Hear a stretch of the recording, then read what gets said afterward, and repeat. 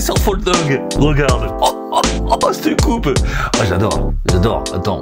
Ouais, alors attends, on dirait vraiment un intellectuel. Ok, donc nous allons faire une petite vidéo, vocation à 20 minutes. Enfin non, pas en 20 minutes, ça va être trop long. En 20 secondes, pardon. Et il y a eu une idée très très sympa de la part d'un petit abonné très gentil qui donne des idées, tu vois, c'est bien. C'est de faire ce format en version rapide, tu sais. Et je me dis que effectivement ça sera peut-être casse-couille à écouter, mais ça ira plus vite et peut-être que ce sera assez rigolo. Moi j'adore avoir une petite voix en plus, j'aime me ridiculiser. Ça va être l'épisode 3 de Vocation en 20 secondes. Alors, question de Michel Rémy 2910. J'ai les mêmes dalles chez moi, maison de 74, présence probable d'amiante dans la colle noire sous les dalles. Comment être sûr puisqu'aucune analyse a été faite? Dans le doute, je pose directement la sous-couche puis le stratifier. Ah oui, il parle de... C'était une vidéo sur... je sais pas, en fait, je crois que j'ai fait une vidéo sur, sur un sol et il y avait un ancien sol que j'avais arraché avec des dalles d'amiante. Tu sais, tu le vois de moins en moins. Dans les maisons des années 70, effectivement, il y avait ces dalles qui étaient souvent grises, tu vois.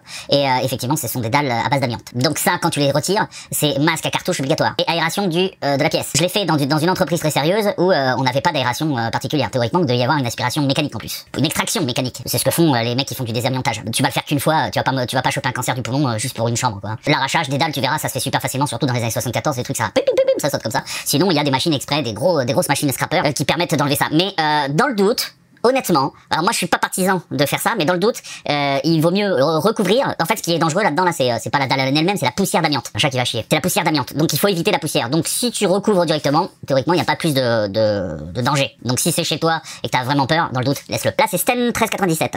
Hello, est-ce que quelqu'un peut dire si une fois la dernière étape de lessivage est réalisée, il faut poncer le support avant de peindre la couche d'impression? C'était décoller du papier peint, des tapissages faciles. T'es pas obligé de poncer, mais c'est vrai que c'est plutôt bien quand tout est sec. C'est-à-dire que moi, quand je nettoie, t'as le produit toujours, je viens gratter avec mon couteau, et ça je l'ai expliqué plein de fois. Les chats, putain, ils me font chier. Je vais expliquer, attends, je vais le foutre dehors. Voilà, hop, très bien. Non, il faut quand même que je sois un peu concentré, sinon c'est de la merde. Donc, je disais, moi j'utilise un scrapper ou un couteau d'enduiseur. Je viens, quand tout est humide, je viens gratter la colle. Et effectivement, quand tout a séché, je passe encore un coup de ponceuse girafe. Si t'as pas de ponceuse girafe, tu peux aussi le faire à la main, mais ça devient très compliqué. Le lessivage, il va vraiment servir uniquement si tu utilises un couteau. Le lessivage va réactiver la colle, ce qu'il y a dessus, avec la colle, juste avec un lessivage et une lessive, peu importe, et une éponge, t'arriveras pas à enlever toute la colle, c'est impossible. Après, il est possible que quand tu peignes, bah, malheureusement, t'as du faïençage qui apparaisse quand tu feras ta couche d'impression. Et là, il faudra gratter ce faïençage, le réenduire et refaire. Ça, tu peux rien y faire. Tu pourras jamais avoir un support nickel. Ou alors il faut vraiment prendre son temps et c'est très très long. Bon bah voilà. Zidéo 29. Bonjour Dr Peinture, j'aurais une question à te poser. Est-ce qu'on peut conserver de l'enduit en poudre dans un seau refermé avec un couvercle? Merci beaucoup d'avoir répondu. Oui, les poudres c'est comme les enduits prêts à l'emploi, ça ne se conserve pas non plus 10 ans. Normalement c'est 2 ans. Donc pendant 2 ans tu peux le laisser enfermé dans un tu vas pas m'aider, dans un pot, hein, bien sûr. Mais voilà, ça va pas se conserver plus longtemps. Dès que ça va prendre un petit peu d'humidité, ton enduit sera mort. Le seul truc que ça fait en général quand l'enduit est dépassé, la date est dépassée, il est très long à sécher. Donc tu peux le faire sécher avec un sèche-cheveux pour accélérer, pour essayer de faire prendre sa prise. Faire prendre sa prise, ça se dit, oui. Par contre, bon, voilà, évite, si t'as vraiment beaucoup de kilos comme ça d'enduit en poudre, ne fais pas ça, jette-le, hein, t'en rachètes. Le chat a réussi à s'ouvrir la porte. Il me casse les couilles, ce chat, putain. User roll 2 LHG9, non, c'est 9 GK2U. Le mec, il a mis son mot de passe, il a mis son mot de passe en... C'était pas ton mot de passe qu'il fallait mettre, utilisateur, là. C'est ton nom d'utilisateur. Alors, petite question, je suis en train de lessiver les murs après les avoir détapissés. Est-ce qu'il suffit juste de passer l'éponge de manière circulaire ou il faut également gratter avec une spatule? Ah bah c'est en... Ouais, bah c'est un petit peu... j'ai déjà répondu. Hein, j'ai vu également dans un de tes commentaires que tu ne lessivais pas systématiquement. Est-ce qu'après un détapissage, je peux juste poncer les murs à la ponceuse girafe? J'en ai déjà parlé. Fais tes maths. Hello, merci beaucoup pour toutes les vidéos. Grande question, comment? Putain, je sais plus lire, moi. Grande question, comment supprimer la peinture gouttelette? Poncer ou enduire? Enduire, poncer... Il est re-rentré. Il est incroyable. Alors, la peinture gouttelette, il y a deux trucs, il faut savoir si elle est bloquée ou pas, c'est-à-dire elle est peinte ou elle est pas peinte. Si elle est brute, c'est super simple, tu peux passer un coup de girafe là-dessus. Une fois que ça c'est fait, t'époussettes bien. Moi je serais tenté d'imprimer le support avant d'enduire et de faire un ratissage, mais théoriquement tu dois pouvoir faire un ratissage directement là-dessus. Ça dépend donc si c'est plus virulent ou pas. Si c'est plus virulent, on bloque avec une impression. Si la gouttelette est peinte, là c'est mort, tu peux plus gratter. Donc du coup, qu'est-ce que tu fais? Tu enduis directement dessus, et là tu vas passer au moins 2 couches de reboucheur pour pouvoir rattraper l'épaisseur du crépi. J'ai répondu. Et il est re-rentré. Putain, il est aussi chiant que la crotte au cul, ce chat. Filoche 62. Es-tu du Pas-de-Calais? Bravo pour tes vidéos tuto, j'ai une question. Je vais avoir un plafond plaque de plâtre à ratisser puis peindre. Faut-il mettre une impression avant l'enduit et après l'enduit avant la peinture? Bon, t'as compris. Alors ça va dépendre, toujours pareil. Putain, en fait, vous donnez pas les bonnes informations. Je voudrais voulu savoir si le plafond avait déjà été peint. S'il a déjà été peint, tu peux ratisser dessus. S'il est brut, donc il a jamais été peint, là, moi personnellement je ferai une impression, ça coûte rien, une impression ça prend 2 secondes hein. Et ensuite tu ratisses, c'est pour être sûr que l'enduit se casse pas la gueule sous, pas l'enduit, oui si, c'est pour être sûr que l'enduit tienne bien sur le subjectile. Mais ça dépend en fait tout simplement de la pulvérulence du support. Donc si c'est pas pulvérulent, c'est-à-dire si c'est pas poudreux farineux, tu peux enduire directement dessus, y a pas de souci. Une fois que l'enduit est terminé, et ça tu le vois dans une vidéo que j'ai faite très bien faite sur les plafonds, l'enduit sur les plafonds, et une fois que l'enduit est terminé, là tu fais une impression, c'est systématique, c'est de l'enduit. L'enduit, il faut une impression. Et arrêtez de me faire chier avec vos peintures de finition, une impression c'est pas la même chose. Impression, je l'aurais dit une dernière fois, c'est une peinture très liquide qui va très profond dans le subjectile. Donc en fait t'as l'impression que c'est en surface, mais pas du tout, ça vient aussi cristalliser, bloquer le fond, vraiment. Donc ça va éviter les embus, les traces, les machins, etc. Donc faites ça dans l'ordre. Autrement, ne regardez pas mes vidéos parce que voilà. Regardez, je sais pas moi, les bricoleurs de dimanche, il y en a plein quoi. Erwan Leclèche 94 72, pardon. Merci pour tes tutos agissants. Ma sœur prévoit de repeindre 3 chambres, appartement vieux de 10 ans avec peinture d'origine blanche. J'imagine qu'il faudra malgré tout, alors que les murs sont en bon état, appliquer une sous-couche universelle. J'ai vu la marque Elan sur Brico Dépôt et utilisé pour cela un rouleau microfibre de 12 mm et ensuite 2 couches de la peinture Evalux montrée en thèse en vidéo. Toujours avec du 12 mm, je sais pas si c'est une peinture tendue ou semi-tendue. Oui, donc voilà, en fait, vous le savez. Mais vous vous posez la question parce que vous n'êtes pas sûr de vous. C'est comme les artisans qui me regardent, c'est où ils aiment les hommes, et ils ont le droit, moi c'est pas mon truc, mais ils ont le droit, ou ils sont en manque de, pas d'inspiration, mais tu vois, de certitude. Ils veulent pas des certitudes, mais ils sont pas sûrs d'eux, tu vois. Je suis sûr que j'ai oublié le mot, mais enfin c'est pas grave. Donc voilà, tu le sais, une sous-couche, ce qu'ils appellent sous-couche universelle, c'est insupportable parce que c'est un terme marketing de merde, ça n'existe pas chez nous, c'est une impression. C'est aussi simple que ça, une peinture d'impression quoi. Alors la marque Brico Dépôt j'ai testé, mais l'impression je la connais pas, donc aucune idée. Et bon, un rouleau en 12 mm, oui, ça dépend de toute façon du résultat. Le 12 mm, je l'ai dit très souvent, c'est le 4x4 du rouleau, ça passe partout, ça fait une finition pas trop dégueulasse, et surtout si tu l'achètes chez moi en microfibre HD. Et ensuite voilà, 2 couches de peinture. Tu sais tout en fait. Tu poses la question et tu n'es pas sûr de toi. C'est pas bien ça. Amec 95 31. Pourquoi vous foutez toujours des chiffres derrière vos pseudos quoi? Moi c'est Docteur Peinture, pas Docteur Peinture 32. Hello, j'ai une question un peu bizarre, mais pour les sous-couches, tu nous conseilles d'utiliser des sous-couches pro ou GSB? Y a-t-il une différence significative? Quelle marque pourrais-tu nous éclairer s'il te plaît? Alors les marques je le dirai pas, puisque je dis souvent que si je donne une marque, je fais la préférence pour une marque et pas une autre, et je travaille pas pour eux. Si je travaille encore pour une entreprise, je me gênerai pas d'en faire la publicité, c'est pas le cas. Donc tu achètes l'impression que tu veux, les marques que j'ai testées en vidéo dans ma playlist testeur de peinture, je te remets le lien. Là-dedans tu peux taper dans n'importe laquelle de ces marques, même si je parle pas d'impression, les marques sont de bonnes, les impressions de ces marques-là sont de bonne qualité. Pro ou GSB, honnêtement, part sur de la pro. L'impression, il est tort de penser que on peut mettre une impression de merde et une finition superbe au-dessus. Vous avez tort de penser ça. Une impression, elle est aussi importante, si c'est pas plus d'ailleurs, que la peinture de finition. Attention, là, il le précise pas, mais c'est pour une maison neuve, hein. C'est sur du placo neuf ou du plâtre qui n'a jamais été peint. Donc là, on met une impression plus de couches de finition. Si c'est de l'ancien, l'impression tu le mets que si il y a des cas particuliers comme la pulvérulence sur un mur, des taches, etc. Enfin bon bref, t'as compris. L'impression c'est vraiment pour le neuf, en règle générale. J'ai même entendu des fois des mecs dire est-ce qu'on pouvait mélanger les deux peintures. Alors quand elles sont acryliques, effectivement, on peut mélanger deux peintures, y a pas de souci. Mais mélanger une peinture pro et une peinture de GSB de merde ensemble, ça va pas te faire une peinture géniale ou moyenne. Non, ça va te faire une peinture de merde diluée, quoi. C'est tout. Hey, arrêtez de me faire chier. Oui. Putain. Autre question. Mathieu Reverdy 2006. Bonjour, lorsqu'on peint une chambre dans une seule couleur, dois-je procéder mur après mur pour le réchamper ou bien j'effectue le réchampé de toutes les faces de la chambre? Mathieu, je l'ai déjà dit 100 fois, hein, si tu regardes la première vidéo que j'ai faite sur comment peindre un mur en blanc, c'est une vieille vidéo, en plus elle a été je crois qu'elle a eu au moins 2 millions de vues, ou un truc comme ça, c'est une vidéo merdique, elle est dégueulasse, elle est tout ce que tu veux, mais il y a tout dedans. Dedans, je le dis, on fait mur par mur, tu fais ton réchampi, en haut, sur les côtés s'il y a besoin, et sur les plaintes, tu fais ce mur-là, et ensuite, une fois que t'as fini, tu passes au mur suivant. Allez, je passe à la question suivante. Franck 1806. Bonjour, auriez-vous des astuces pour coller seul du papier intissé au plafond dans la largeur de lait et de 1 mètre? Donc ça, c'est du classique, quand on est sur la rénovation, les rouleaux font 1 mètre. Oui, on a une astuce, alors nous, on utilise un outil particulier, qui est une espèce de porte-rouleau, que tu fais suivre avec des roulettes, là, c'est quand même assez pratique, tu le mets au bout de la pièce, là où tu veux tapisser, tu tires ton morceau, et tu étales.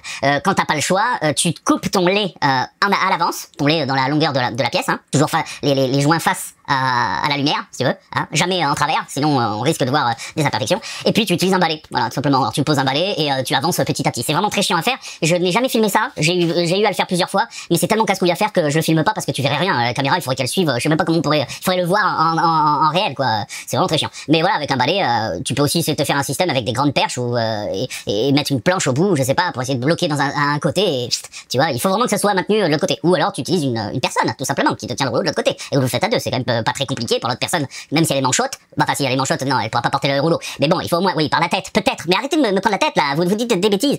Et même si elle est pas bricoleuse ou bricoleur, si c'est un homme, il peut au moins te maintenir le rouleau de l'autre côté de la pièce. Donc voilà, vous le faites ensemble. Mais faites-le, surtout, parlez, vous préparez vos laits. Et comme ça, vous êtes déjà moins emmerdé que vous portez le rouleau, quoi. Ensuite. Jennifer Yalap 5752. Bonjour, j'ai des barreaux en fer forgé noir en bon état, pas de rouille. J'aimerais tout repeindre en blanc. Quelles sont les précautions à prendre avant de repeindre? Merci. Alors là, je te conseille de faire une fausse sainte. Ah, n'importe quoi. Mais il m'énerve. Putain, ils font jamais de casse-toi. Allez. Putain, ils font jamais de bordel. J'allume la caméra et ils me font chier. Ça fait 10 fois là. Oui, j'aime les chats.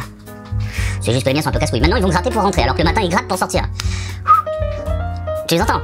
Putain, Popeye, arrête! Parce que je sais que c'est Popeye. Là, surtout, fais une fausse teinte. Parce que sinon, du blanc sur du noir, tu vas te faire chier, tu vas faire 18 couches. C'est-à-dire, la fausse teinte, tu prends un petit peu de colorant noir et tu mets juste une petite goutte, hein. C'est pour avoir un gris un peu clair, tu vois, très très léger. Mais il faut que tu aies vraiment autre chose que du blanc directement, sinon tu vas te faire chier.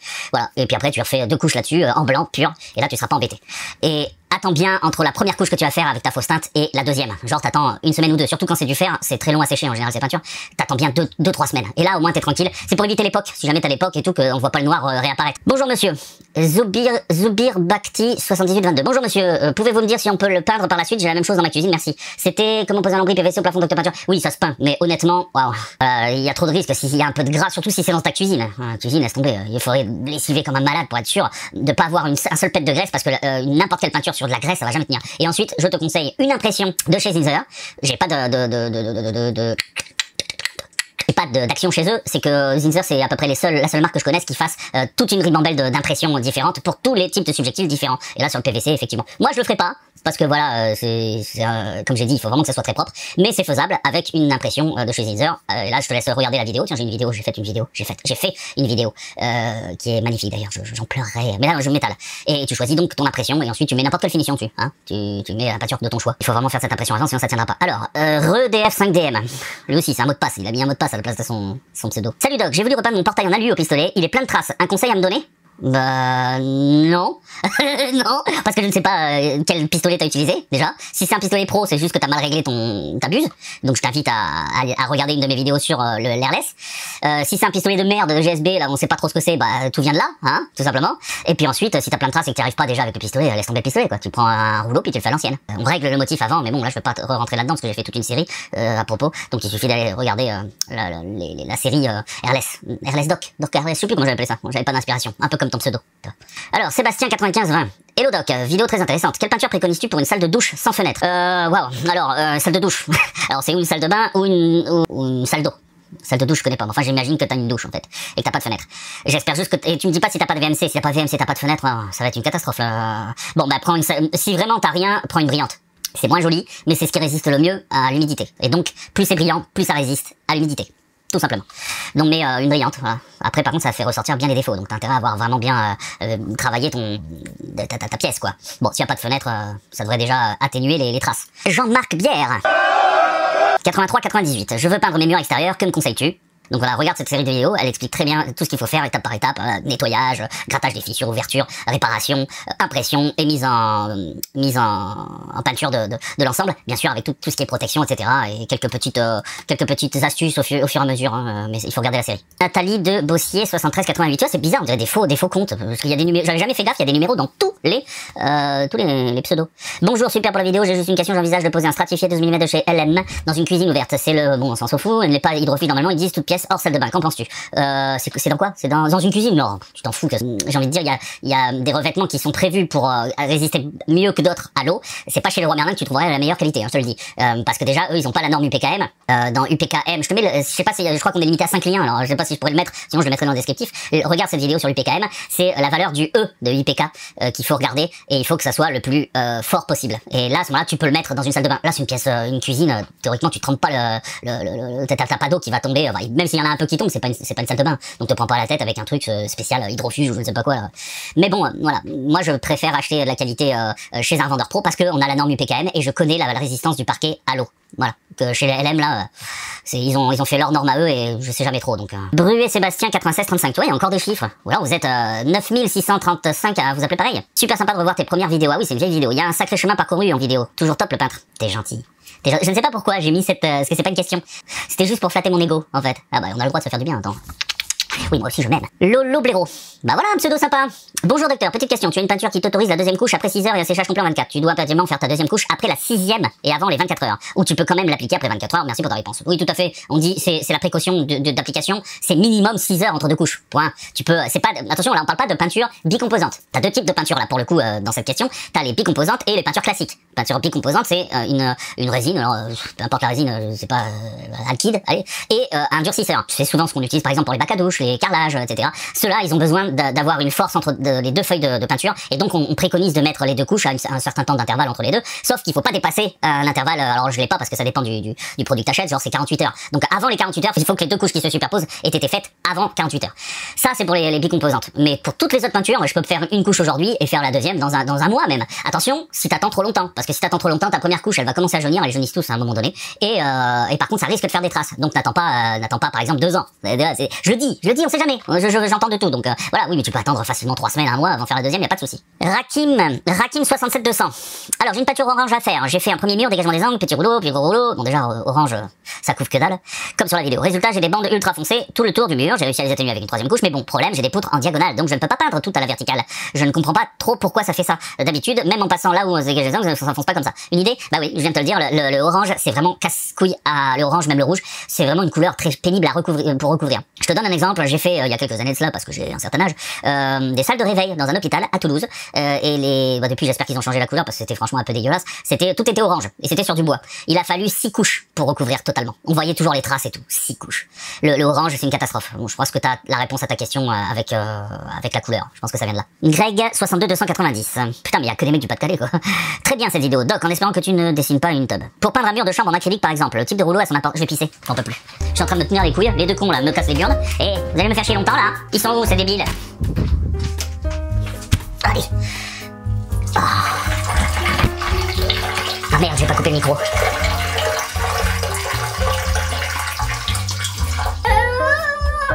Putain, c'était un pipi ça. Il a réussi à rentrer en même temps que moi.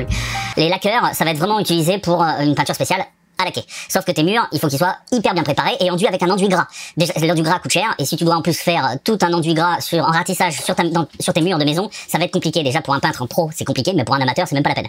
Aucun intérêt de prendre un rouleau à laquer si ton support n'est pas préparé. Sans compter que si tu as un support déjà peint, il a déjà un pommelé. Lacage sur un pommelé, ça fera pas un lacage. Surtout si ça se tend, si c'est une peinture tendue en plus, ça va avoir tendance à faïencer. Donc, non, oublie. En fait, tout dépend, le rouleau, tout dépend de la finition que tu veux faire. Encore une fois, je vais mettre une vidéo qui explique absolument tout sur les rouleaux, parce que là, sinon, ça serait trop long à répondre. Hey! Écoute, j'ai fait le tour des questions. J'ai mis combien de temps? 34 minutes. Non. Il est 29. Oh, culé. Ouais, bon, c'est pas mieux. Mais je suis à chaque fois très long parce qu'en fait, comme je chope les questions longtemps à l'avance. Tu vois, par exemple, ça, c'est les questions que j'ai chopées au mois d'août. On est au mois d'octobre. Et toi, tu vas les voir peut-être à la fin de l'année. Donc, tu vois, je m'en rappelle plus. Donc du coup, je peux pas préparer ces questions, et c'est très bien d'ailleurs. Comme si on était en classe et tu me posais tes questions. Donc on continue à faire ce genre de trucs. Comme j'ai expliqué, c'est des vidéos qui me prennent pas longtemps à faire, surtout quand j'ai beaucoup de travail ou quand je tombe malade. Parce que ça m'est arrivé, je viens de tomber malade là pendant une semaine et j'étais la tête dans le seau. Je pouvais donc pas faire ni de chantier, ni de travail, ni de vidéo. Donc c'est toujours pareil, hein, dans toutes mes vidéos, tu poses tes questions et j'y réponds quand je trouve que c'est pertinent ou quand c'est intéressant. Hein, voilà, on fait comme ça. Je te dis à bientôt, je te laisse pour de prochaines aventures. Ils sont où les deux cons? Alors voilà, t'en as un ici, là. Ça, c'est Charlie. Qu'est-ce que t'emmerdes le monde, Charlie? Là, on a Popeye, qui a peur de se prendre une baffe. Parce que papa, il est pas content. Vous faites les cons sans arrêt. Hein? Ouais, putain, fais pas ça. Hein. On va croire que je frappe les animaux, moi. Allez, bisous, à bientôt. Oh merde, j'ai le... Vous êtes chiant, mais vous êtes chiant. Sans déconner. Et là, maintenant, vous êtes calme. Maintenant que j'ai fini, vous êtes calme. Oh, débile. Oh, je pouvais pas avoir au moins un chat normal. Non, avec des chats cons. Si tu es arrivé jusqu'à ce message, c'est qu'il t'arrive de regarder à fond mes vidéos. Ça me fait quelque chose. Jadis, tu étais un simple petit painter. Et grâce à mes nombreux tutos, tu es enfin arrivé au sommet de la chaîne alimentaire. Toutefois, tu peux pousser ta curiosité à regarder les 2 vidéos que je te propose là. Et n'oublie pas le petit pouce bleu juste en dessous. C'est si mignon. Tu es mon seul espoir.